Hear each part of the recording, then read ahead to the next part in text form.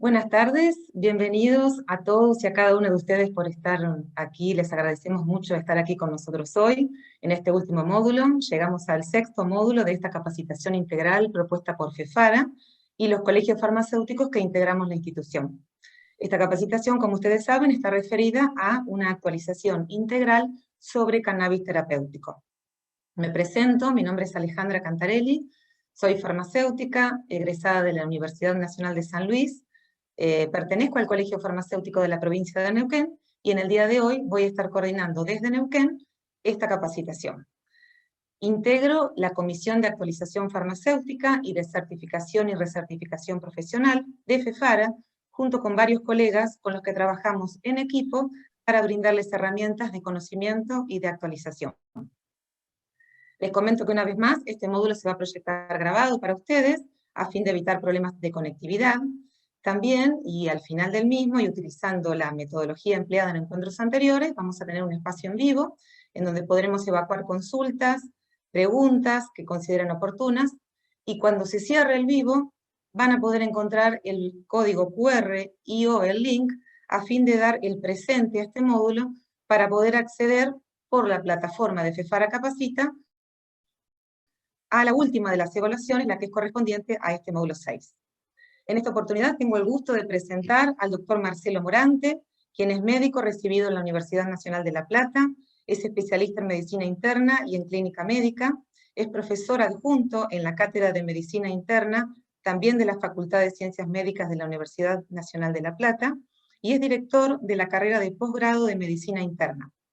El doctor Morante es director del primer curso de endocannabinología y usos medicinales del cannabis en la mencionada Universidad de La Plata.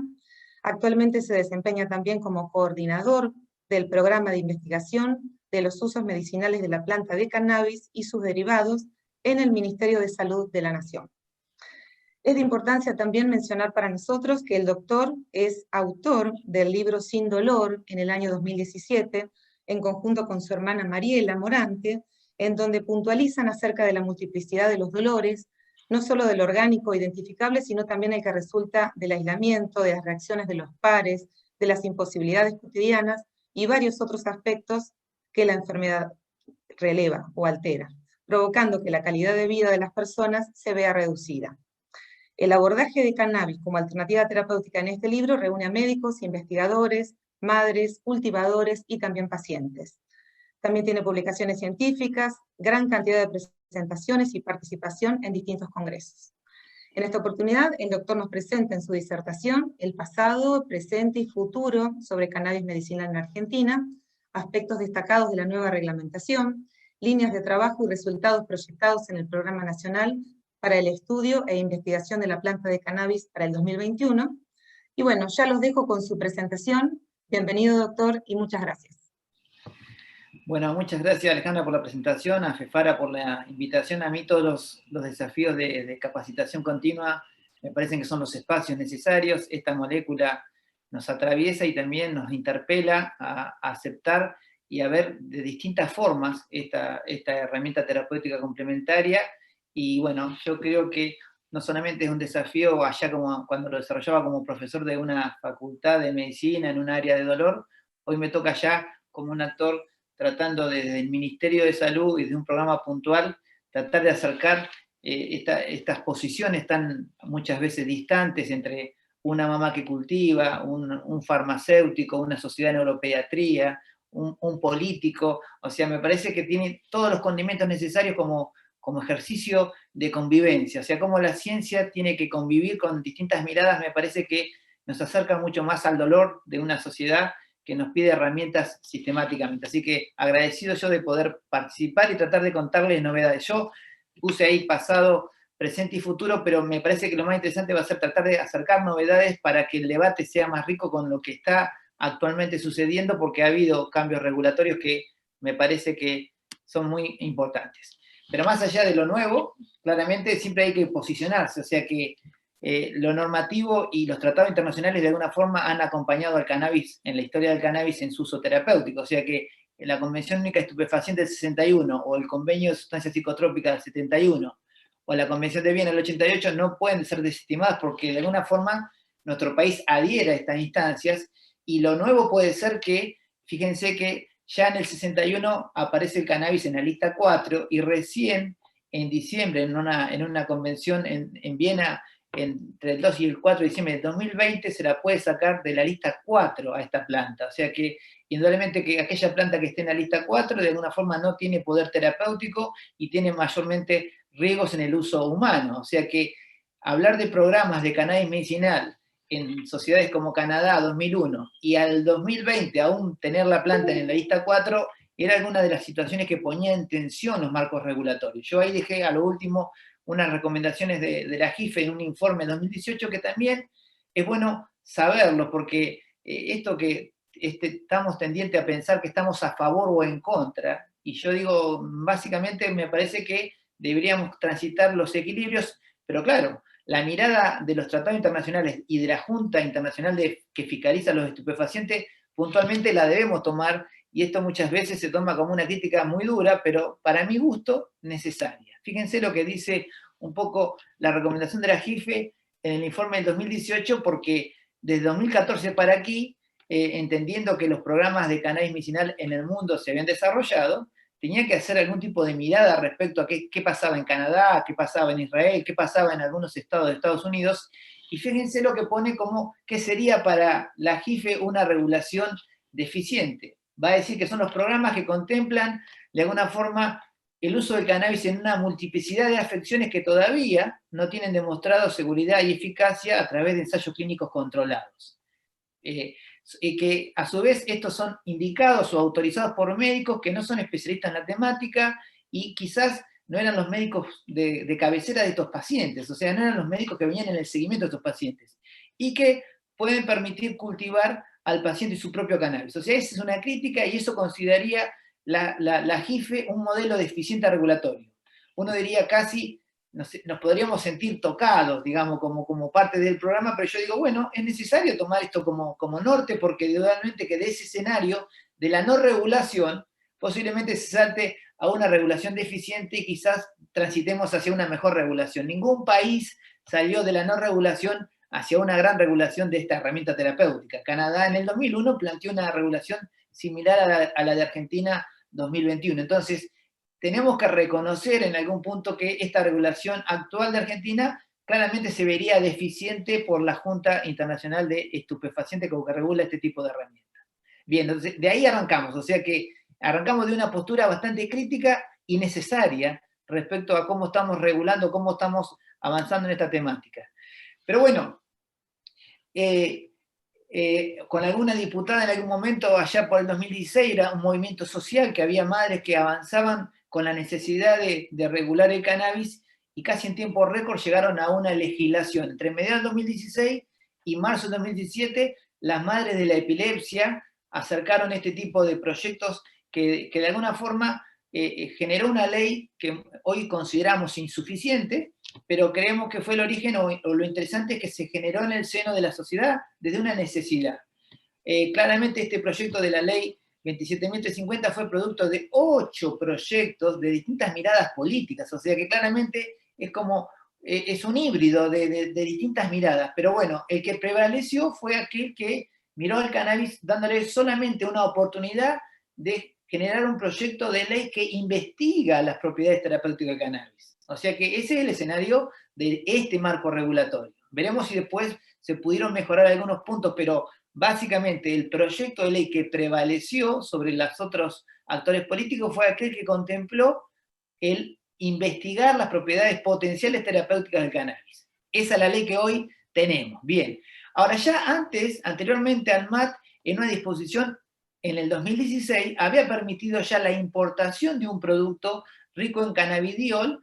Recuerdo aquella mamá, yo había tratado de generar un pedido formal para una niña con epilepsia que había sido denegado y un poco llegando a mediados del 2016, esta mamá, María Laura Alasia, logra que un neurólogo epileptólogo de referencia, Nicolás Arijuli de Hospital de Niño de la Plata, le haga la indicación, entonces ANMAT permite el ingreso al país de un producto, fíjense la relación CBD-THC, o sea que uno puede decir que es un producto rico en CBD.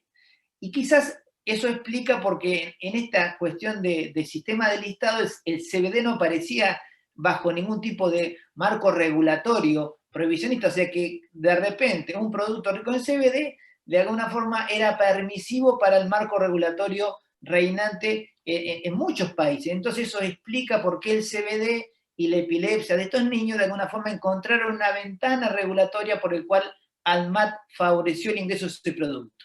Bien, este marco regulatorio de la 27.350 crea el programa en el cual yo hoy coordino y se respalda en un decreto reglamentario, que es el 738, que aparece allá por septiembre del 2017. O sea que hubo una demora casi entre la ley de marzo y septiembre del 2017, hubo una demora y se resolvió porque nuevamente esas madres seguían insistiendo con la necesidad de que se reglamentara.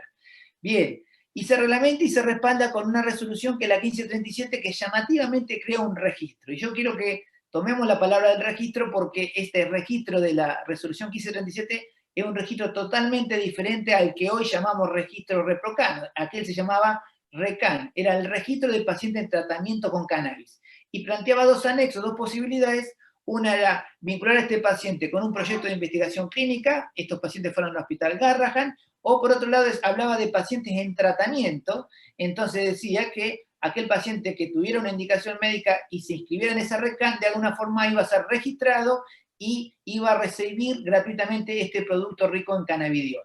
Bueno, vamos a ver que eso no fue sencillo y nunca estuvo funcionando. Sí funcionó claramente y está finalizando el proyecto Garrahan con resultados, digamos, de alguna forma publicados con una efectividad mayor al 70%. Bien, también apareció la resolución 133, acá ya aparece más en el año 2019, que toma la misma modalidad de epilepsia refractaria, pero le agrega una dificultad, que es que solamente el médico prescriptor debía ser experto en neurología. Entonces las madres se encontraron con la dificultad de que no solamente debían importar a valor dólar un producto que promediaba los $500 de costo, sino que solamente lo podía indicar un neurólogo experto. Entonces, esto traía una serie de dificultades que lo hicieron sentir las madres y eso es recogido hoy con la regulación actual.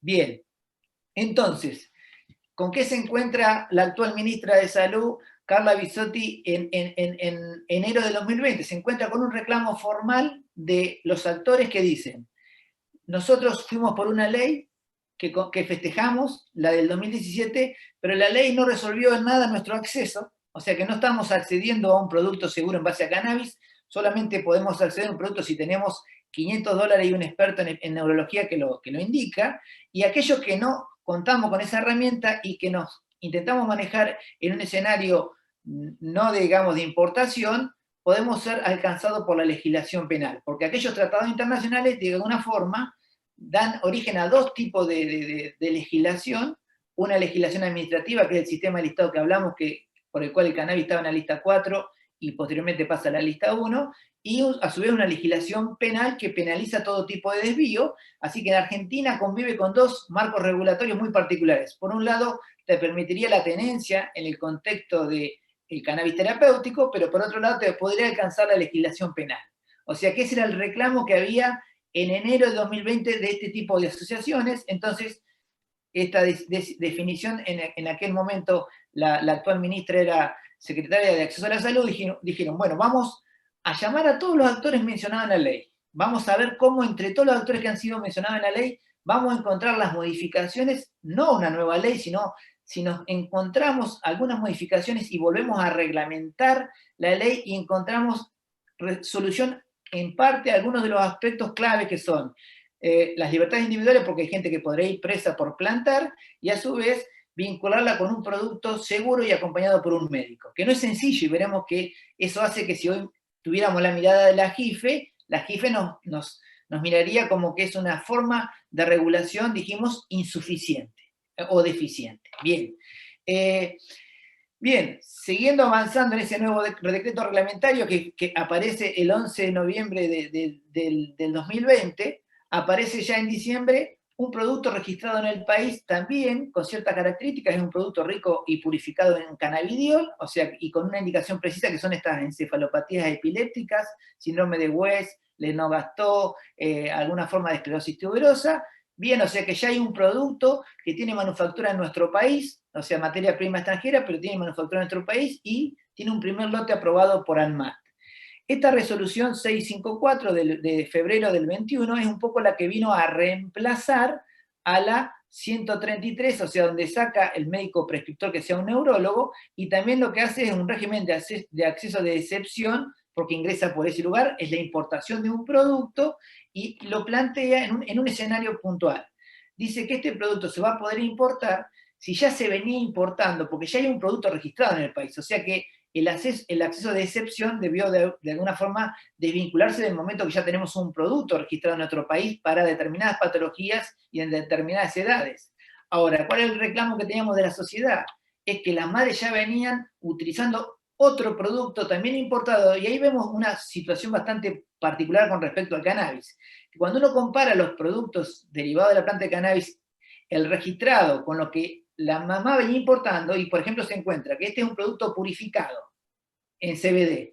Ahora, el producto que venía recibiendo la mamá es un full spectrum, o sea que tiene terpeno, flavonoides, o sea, es un producto rico en CBD, pero tiene otros condimentos, otros principios activos que lo podrían volver diferente. Bueno, pero lo cierto es que la 654 de alguna forma intenta resolver este pedido y lo menciona en sus considerandos, y entonces los pacientes que ya venían recibiendo el producto se les permite seguir importando dicho producto. Ahora después vamos a ver que hay alguna dificultad con respecto a la cobertura de la obra social, porque la obra social va a querer solamente cubrir aquel producto registrado en nuestro país. Bien, la resolución 800 un poco viene a reemplazar a la 1537. La 1537 generaba el RECAN y la 800 genera el REPROCAN. Ahora vamos a ver que esta nueva resolución genera otro tipo de registro totalmente diferente. O sea que el RECAN y el REPROCAN no se parecen en nada. O sea que son dos registros mencionados por la misma ley, pero que son reinterpretados. Bien, entonces volvamos un poco a qué fue lo que nos motivó de alguna forma o nos impulsó como actores de la ley, actores sociales, actores de la ciencia, ALMAT, ANLAP, INACE, INTA, ONG, universidades. Bueno, queremos mejorar el acceso, porque indudablemente que una ley de investigación claramente no va a poder resolver el acceso, porque, bueno, quienes hemos trabajado en algún proyecto de investigación sabemos que investigar y acceder a un producto rápidamente pareciera ser que fueran un poco a trasmano. Entonces, claramente el objeto de la ley decía que era un marco regulatorio para investigar el uso médico y científico de la planta, de los derivados de la planta de cannabis, garantizando y promoviendo el cuidado integral. O sea que de ese objeto de la ley había que hacer determinadas modificaciones que íbamos a tratar de ser estratégicos para ver si esas modificaciones de alguna forma modificaban realmente el acceso que era la demanda social. Bien, definir el alcance de gratuidad. Dijimos que el RECAN decía en su artículo que si la simple inscripción en el registro, en el RECAN, iba a hacer que el Estado me proveyera gratuitamente un producto. Bien, si ustedes se preguntan cuántos pacientes accedieron a un producto gratuito entre el 2017 del decreto reglamentario 738 y el 2020, decreto reglamentario 883, yo le diría que ninguno. O sea que es indudable que el reclamo de las madres era claramente sensible y válido. O sea que nadie había accedido a un producto seguro en base a cannabis. Bien. Entonces, ¿por qué? Porque el Estado había definido que era gratuito y que tenía que importar un producto a valor dólar. Y en el caso ese, estaba importando un producto que no era un medicamento, o sea, que era un producto que cuando salía del estado donde se generaba, era un producto de venta libre y estaba en una góndola, y cuando pasaba por ANMAT se convertía en medicamento. O sea que el Estado, ¿qué salía a comprar? ¿Cuál era el producto que de alguna forma había indicado el médico? Era toda una dificultad. Claramente el RECAN no funcionó y la gente quedó de alguna forma vinculado a un mercado no regulado. Un mercado no regulado en el cual no había acompañamiento médico, nadie sabía qué estaban consumiendo los pacientes, o sea que la gratuidad había que limitarla y se limita puntualmente a aquellos pacientes que no tengan más que cobertura del Estado, que no tengan cobertura social. Los que tuvieran cobertura social, de alguna forma iban a tener que tener el respaldo de la obra social, de la prepaga, o sea que de alguna forma iban a exigir los requisitos necesarios en evidencia para contemplar la gratuidad del producto. O sea que el Estado no entendía la gratuidad como un proceso que favoreciera el acceso. Bien, dijimos que era una ley de investigación. O sea que si la ley de investigación fue de 2017, deberíamos pensar que hubo muchos proyectos de investigación entre el 2017 y el 2020. Solamente tenemos un ensayo clínico, que es el Hospital Garrahan, y aún estamos tramitando el ensayo clínico en epilepsia refractaria en adultos, que es Hospital del Cruce. O sea que ni siquiera la investigación. ¿Y por qué? Claramente, todos los procesos de investigación básica o aplicada pasaban por el Ministerio de Salud. O sea que si uno quería investigar algo, algún dato sobre caracterizaciones de semillas, adaptación a suelo, distintas formas de cultivo, pasaban al Ministerio de Salud. O sea que cuestiones agronómicas puntuales iban a parar al Ministerio de Salud.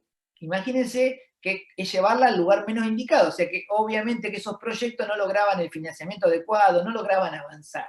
Entonces, de alguna forma, facilitar la investigación era que había que tratar de generar las condiciones y las alianzas estratégicas con las entidades que naturalmente investigan, ciencia y técnica, o sea, CONICET, universidades, para decirle, bueno, cuando estos proyectos de investigación no vinculen el uso humano, indudablemente que se tienen que seguir manejando por el marco regulatorio que habitualmente asiste a este tipo de proyectos. O sea que alentamos la investigación clínica, pero no podemos estar frenando la investigación básica, llevándola al Ministerio de Salud. Bien, y dijimos que para ayudarnos un poco en el acceso, había que empezar a conveniar y buscar las instituciones que nos pueden ayudar a resolver este proceso, lo que volvemos a considerar una regulación deficiente. O sea que si de alguna forma mejorar el acceso significó permitir el cultivo domiciliario, de alguna forma tenemos que contar con las instituciones que nos acerquen a la calidad del proceso, o sea, pasar del no control al medicamento. Hay instancias intermedias donde un Estado presente dice, bueno, estoy entendiendo que no estoy en las condiciones ideales, porque estoy permitiendo un cultivo y una manufactura artesanal, pero es lo que está sucediendo. O sea, que yo no voy a generar una regulación de algo que no sucede, sí es lo que está sucediendo. O sea, entre el 2017 y el 2020 se multiplicó porque había mucha expectativa social respecto a las propiedades terapéuticas del cannabis. Bien, o sea que ese escenario existe. Yo lo tendría que regular de alguna forma. Bueno, entonces, si el médico acompaña, la universidad acompaña, los INTA, INASE, las distintas instituciones que están en la ley, nos acercamos y llegamos a acuerdo de cómo llegar a un proceso. Ya no estamos discutiendo la libertad de nadie, o sea que no estamos discutiendo la legislación penal, sino que estamos discutiendo cómo hacer para que el producto sea seguro para un paciente que es vulnerable. Bueno, entonces en todo ese proceso necesitamos alianzas estratégicas. Y las ONG cumplen un rol protagónico porque ellos dicen claramente que mientras el Estado estaba ausente, ellos fueron los efectores, o sea, los que de alguna forma respaldaron a esos pacientes que estaban en búsqueda del médico que no aparecía, del Estado que no aparecía. Entonces, bueno, ellos se multiplicaron y de alguna forma contuvieron esa población. Entonces, son actores necesarios en el camino y claramente tienen que de alguna forma ser incorporados en la nueva mirada. O sea, que uno no debería desestimar. Habrá que poner ciertas normas, creo yo, que son necesarias cuando uno habla de calidad de los procesos, pero no podíamos desestimar porque en esas ONG claramente había desde biólogos, había farmacólogos, había médicos, había cultivadores, había agrónomos, había todos los actores que llamativamente estaban en la ilegalidad. Bien, y todo esto lleva a que la ley nos pide en el artículo C que de alguna forma el país genere los insumos necesarios que va a utilizar en la investigación o en el acceso al producto. O sea, ¿y a quién menciona? Menciona claramente como productores de esos insumos a INTA y a CONICET, y como cuestión de trazabilidad del proceso de cómo se difunde este material biológico al INASE. O sea que nosotros de alguna forma lo que tuvimos que hacer es tratar de trabajar los proyectos de investigación de cultivo, investigación y producción de cultivo, en el cual aquel que quisiera tener un desarrollo de cultivo tenía que tener un socio estratégico, o en el INTA o en el CONICET, que era lo que nos permitía el artículo 6. Todo eso terminó en una resolución ministerial, hay más de 8 proyectos aprobados, la mayoría son de distintas provincias, o sea que está vinculado con lo que es el desarrollo regional, y era lo que le pedía después el INASE cuando alguien quería importar el producto, el germoplasma, para comenzar un cultivo. INASE, el Instituto Nacional de Semillas, le pedía la resolución ministerial donde estaba avalado por el Ministerio de Salud ese proyecto. Fíjense qué situación de incomodidad. De repente tenemos al Ministerio de Salud opinando de proyectos de cultivo. Pero bueno, él es el único paraguas legal que de alguna forma le permite a las entidades que están aún regulados por leyes que lo contraponen, que ponen al cannabis como una sustancia prohibida, que no se puede permitir el registro. Bueno, la ley 27.350 es la excepción a mucha de la legislación penal. Entonces ahí apareció el Ministerio nuevamente aprobando proyectos y trabajando con INTA, INASE, SENACE, todos actores que naturalmente no estarían en el Ministerio de Salud, y mucho menos en época de pandemia. Pero bueno, nos necesitamos un poco todo, y entre todos fuimos sacando adelante, y claramente todo apunta a que el desarrollo o la producción nacional de este producto, de alguna forma, tenemos esa necesidad de desarrollo tecnológico y de nuestros propios laboratorios para generar un producto nacional, entendiendo que el cannabis medicinal es costoso en el mundo, o sea, no solamente en Argentina, y en Argentina se podría contar con los laboratorios que la pudieran desarrollar. Bien, y acá un poco lo que más les va a interesar a ustedes es, el artículo 7 empieza a mencionar y legitima que no solamente está el artículo 8 en el cual se trabajó con las distintas organizaciones civiles la posibilidad de no ser alcanzado por la legislación penal, sino que entendemos que tenía que estar digamos, el artículo 7, donde si había una indicación médica, podría de alguna forma entrar el cannabis o el derivado de la planta de cannabis en un circuito legal de cuanto a todos los controles de calidad y legal, como es la especialidad medicinal o la formulación magistral. Entonces, esto fue también un insumo que se tomó de la Confederación de Farmacéuticos, en el cual nos decían, no, nosotros necesitamos estar en este proceso porque somos los actores naturales de este proceso, somos quienes de alguna forma tenemos legislación que avala la calidad de los procesos, la dispensación, el almacenamiento. Entonces, ese escenario existe en el artículo 7, existe la posibilidad de generar un producto magistral y la dispensación por la farmacia. O sea que, y lo volvemos nuevamente, la gratuidad solamente está contemplada en el contexto de la falta de cobertura social.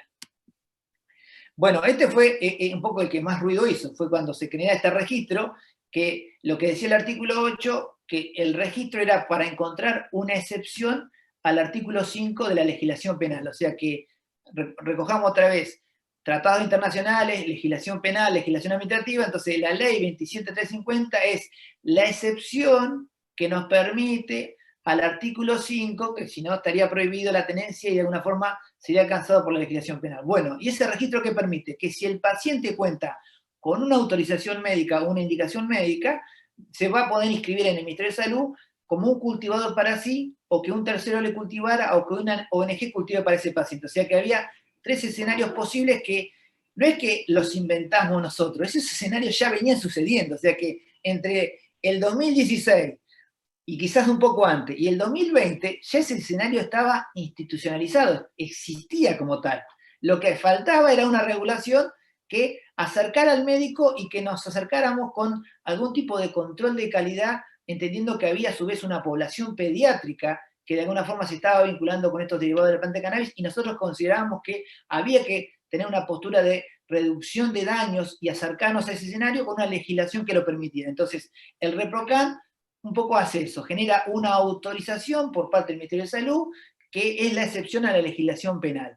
Obviamente que intenta que el médico no se aleje, porque era una respuesta bastante frecuente en nuestro consultorio: señora, ¿de qué me habla? Esto está prohibido. Bueno, esto que hablaba, que los médicos contestábamos, posteriormente fue: señora, ¿de qué me habla? Esto no tiene evidencia, era una respuesta, y ahora uno espera que con la evidencia disponible y con el acompañamiento médico y con la posibilidad de generar la analítica necesaria, estos procesos vayan de alguna forma acercándose a lo que, a no al ideal, entendiendo que, volvemos sobre la tercera diapo, entendiendo que es una regulación que sería vista como deficiente, pero nosotros nos consideramos que nuestro país la está transitando, independientemente de nuestra postura, nuestro pensamiento con respecto a la manufactura artesanal, a lo que significa no conocer interacciones, efecto a largo plazo, es tratar de regular lo que está realmente sucediendo en nuestro país. Bueno, vamos a la próxima. Bien, entonces esto podría ser parte del presente y del futuro, o sea, de 2020 para acá, lo que tratamos es realmente seguir generando y favoreciendo la investigación básica y clínica, que es la única que nos va a dar la base sólida sobre seguridad y eficacia. O sea que no podemos tener un solo ensayo clínico en el Garrahan, tenemos que alentar al ensayo clínico del Hospital del Cruce, tenemos que alentar al ensayo clínico en desarrollo de dolor oncológico en hospitales de referencia, o sea que la seguridad y eficacia es una deuda que tiene cannabis en el mundo, puntualmente, porque hay ensayos clínicos que tienen baja calidad metodológica. Por ejemplo, el de Garrahan, uno podría decir que está hecho en un hospital de referencia, pero el estudio es observacional. O sea que no es un estudio registral y que siente bases sólidas. Pero uno pensaría, pero quien llevó adelante ese estudio es un referente de epilepsia de Argentina. Bien. Y de Latinoamérica. Perfecto. Y a su vez ingresó con un producto estandarizado de Canadá, con un contenido exacto y de alguna forma estabilizado y controlado por ANMAT respecto a la concentración de CBD. O sea que en este escenario sería un escenario con una salida bastante parecida a lo que nos planteamos como lo que estábamos buscando en cuanto a los escenarios de control de calidad y acompañamiento médico. Bien, o sea que en todo momento uno trata de asegurar un producto lo más seguro posible, y claramente para eso no solamente necesita investigar, sino capacitar a los actores de salud y también moderar la expectativa en la comunidad. Lo prohibido generó una expectativa muy alta respecto a los potenciales terapéuticos. Como cualquier herramienta prohibida, hay una expectativa muchas veces de medida. O sea, pensamos de sirve para todo, sirve para nada. Y quizás esa expectativa solamente se modera en ámbitos de formación. O sea que la capacitación de los actores de salud y comunitarios nos parece trascendental. Y dijimos que había que priorizar la producción pública porque es parte del desarrollo de lo que nosotros consideramos como vincularnos con los procesos. Entonces, ¿qué líneas de trabajo desarrollamos respecto a la investigación básica y aplicada? Bueno, usamos socios estratégicos, sean estas las universidades y CONICET, con una red que se llama RACME, que la red de alguna forma se identifica en el CONICET porque fue que la generó, que tiene distintas instancias donde involucra no solamente ONG, universidades, farmacéuticos, entes de INASE, de ALMAT, entes jurídicos, que de alguna forma fueron tratando de contemplar y fueron también quienes nos dieron insumo para este nuevo reglamento, decreto reglamentario del 883. O sea que esta red de cannabis que se origina en el CONICET de alguna forma fue una alianza estratégica. Y volvemos a lo mismo, nosotros tenemos que asegurar un producto seguro, y para eso hay que asegurar también una partida presupuestaria. Son productos que tienen un costo que para nuestro presupuesto tenemos que contemplarlo, y este es el primer año que tiene un presupuesto y hay una primera compra de cannabis en base a cannabidiol que hace el Estado Nacional. Lo encontramos ya, tenemos un producto registrado y pudo haber una compra que de alguna forma va a tratar de darle respuesta a aquellos pacientes que no tengan cobertura social.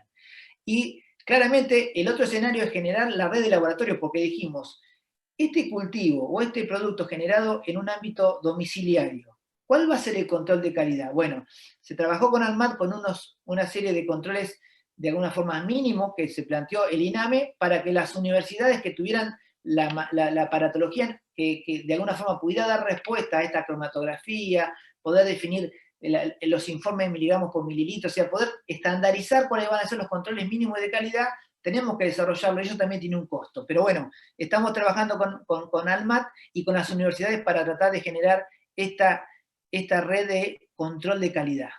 Bien. Bueno, esto está ya para salir, es un convenio con el CONICET, con la red, para hacer una capacitación anual, que va a tener como distintos niveles, capacitación anual para la comunidad, y también para actores, digamos, ya con otro tipo de formación terciaria, y lo que va a empezar este viernes es un sistema de sensibilización para los actores de los ministerios de salud, o sea, que todas las jurisdicciones o provincias nos dieron un referente en cannabis medicinal, entonces lo identificamos como tal, y vamos a tratar de hacer 5 intervenciones desde la capacitación para que ese actor estratégico de cada jurisdicción pueda, hacia abajo, empezar a desarrollar e interactuar con los actores territoriales con respecto a la temática como nosotros la pensamos. Obviamente que a mí puntualmente me tocó participar en congresos nacionales y no fue tan sencillo ir al Congreso Nacional de Psiquiatría, al de Neurología, al de Cuidados Paliativos, porque la mirada es tan negativa y uno puede pensar que la ciencia o la sociedad científica es neutra, y uno entiende que tiene poco de neutralidad, tiene una mirada, una posición muy tomada respecto al cannabis, y bueno, pero me parecía que era necesario, o sea, así como es necesario escuchar a la JIFE cuando nos dice que nuestro programa de regulación es insuficiente en cuanto a la lógica que conduce, también es muy importante escuchar a la sociedad científica cuando te plantea, pero aún Marcelo, falta el respaldo en evidencia, seguridad, eficacia, falta el metaanálisis, y está bien, esa crítica la debe tomar el proceso y debe tratar de conducirla. Un poco lo que nos planteaba Carla Bisotti era tratar de ir sobre el consenso, de acercar posiciones, tratar de que la sociedad científica fuera un aliado. Claramente cuando fue convocada la Sociedad de Neuropediatría, hizo un informe donde habló con preocupación, con mucha preocupación, la posibilidad de vincular un cultivo domiciliario con un niño con una encefalopatía epiléptica. Y se toma ese dato como relevante para tenerlo en cuenta a la hora de seguir tomando decisiones como actores de políticas de salud pública. Bien, dijimos claramente que íbamos a priorizar la producción a través de laboratorios públicos. Hay más de 8 proyectos que han sido aprobados. Jujuy, San Juan, Misiones, Patagonia Norte, Castelar, La Madrid, San Pedro. Hay muchos lugares que ya tienen un proyecto de cultivo de investigación aprobado.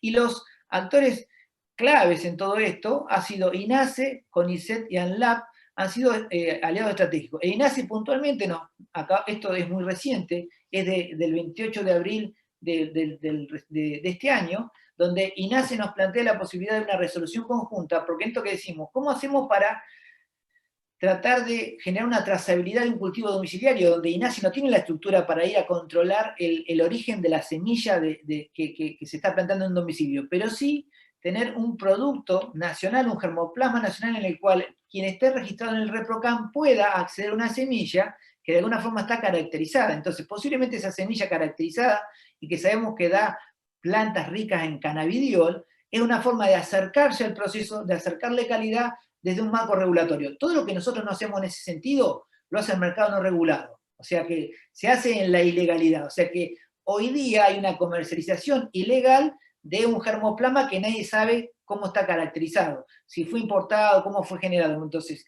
INASE nos plantea esta posibilidad, pero claro, ellos tienen una legislación contraria a poder inscribir en su registro una planta de cannabis. Entonces necesita del amparo de la legislación medicinal para la excepción. Entonces, bueno, esta resolución, hoy tuve una nueva reunión con los actores del INASE para seguir trabajando en la posibilidad de generar un germoplasma nacional. Bien, ¿qué nos proyectamos para un futuro? Y claramente lo que tenemos que seguir es promoviendo esos proyectos de investigación básica y aplicada, claramente los necesitamos, seguir trabajando con los aliados estratégicos, con las universidades, con el CONICET, con ARRACME, para ver cómo podemos hacer para generar esa red de laboratorios de control de calidad de los cultivos generados por el ReproCam. Tenemos que tener la capacidad también de comprar los productos y especialidades medicinales requeridos por el programa, seguir generando convenios con unidades académicas que de alguna forma nos favorezcan en la capacitación. Uno se preguntaría, ¿pero la capacitación comenzó ahora? No. Van a ver que muchas universidades nacionales, Rosario, Comahue, La Plata, la UBA, ya tienen sus propios cursos de capacitación respecto al cannabis. O sea que lo que estamos intentando hacer son esas alianzas necesarias con el Ministerio de Salud para que la capacitación de alguna forma tenga un marco territorial, que sea una capacitación nacional donde todos estos actores que vienen capacitando en soledad a determinados sectores, el Ministerio de Salud, digamos, los involucre y los convoque a hacer un programa nacional. Y me parece que para finalizar uno tiene que entender lo que dice acá abajo, que es comenzar a trabajar una instancia interministerial.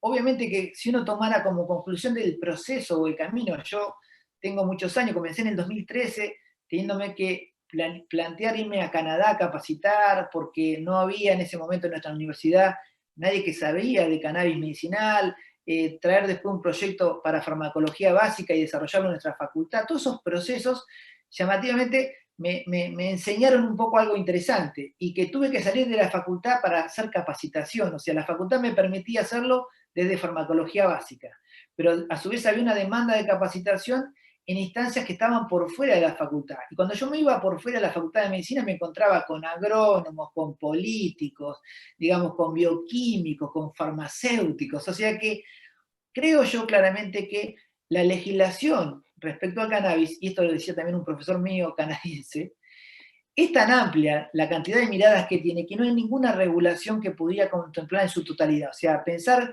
que el cáñamo como desarrollo industrial tiene que estar mirado seguramente por el Ministerio de Desarrollo Productivo. Lo que es el uso adulto seguramente tiene que ver con otras instancias ministeriales. O sea que me parece que esta legislación que es pobre en su contenido, que de alguna forma se estiró un poco más en un nuevo decreto reglamentario porque hubo mucha decisión política, mucho compromiso de los actores, pero tiene que arribar hacia un marco regulatorio mucho más amplio, porque tenemos que entender que esto no solamente habla de un producto medicinal, sino que también habla de desarrollos regionales, habla de legislaciones provinciales, habla de muchas instancias. Por lo pronto, el Ministerio de Salud siempre es una discusión en las capacitaciones. El Ministerio de Salud de alguna forma fue a proteger libertades individuales desde una legislación medicinal.